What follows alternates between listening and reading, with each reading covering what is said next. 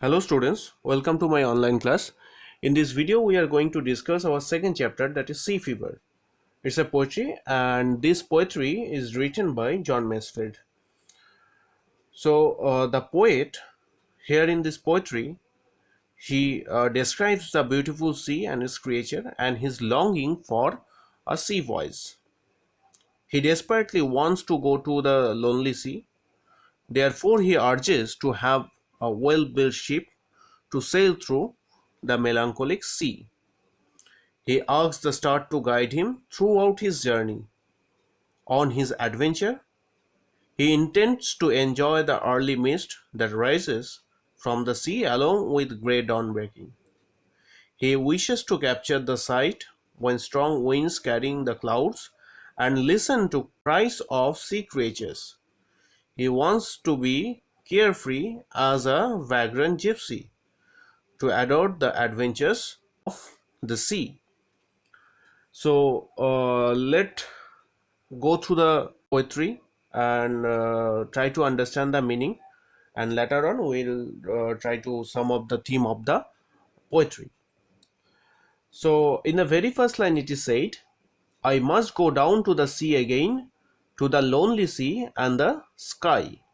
So the poet says he must go down to the sea again,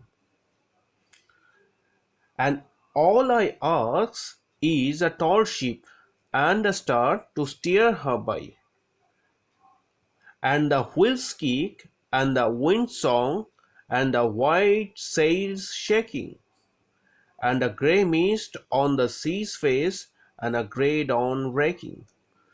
So in the very first stanza, here we are finding the poet's affection to go back once again for a voyage. In the second stanza it is said, I must go down to the sea again. In the very first line of the second stanza, he is emphasizing once again to return for a voyage. Why? Because for the call of the running tide is a wild call and a clear call that may not be denied. So he cannot resist himself to enjoy those beauty. And all I ask is a windy day with the white clouds flying, and the flung spray and the blown fume and the seagulls crying. So fume, it means foam or a mass of bubbles, and seagull, it's a seabird. So he wanted to enjoy the beauty of the sea and its creatures. He cannot resist himself. He wants to adore the adventurous life of the sea. What he says next, I must go down to the sea again. Once again he is emphasizing by saying that I must go down to the sea again, to the vagrant gypsy's life. Vagrant means wanderer. He wanted to live a life of a vagrant gypsy.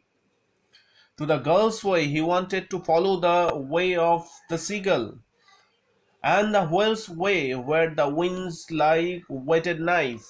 He wanted to follow the path of the whales. Whetted knives, whetted means sharp. And all I ask is a merry yarn from a laughing fellow rover. Merry yarn. Yarn, it refers to here story. He wanted to capture happy memories, happy stories with his fellow rovers, means fellow travelers. And quiet sleep. He wanted to have quiet sleep and a sweet dream when the lone treks over.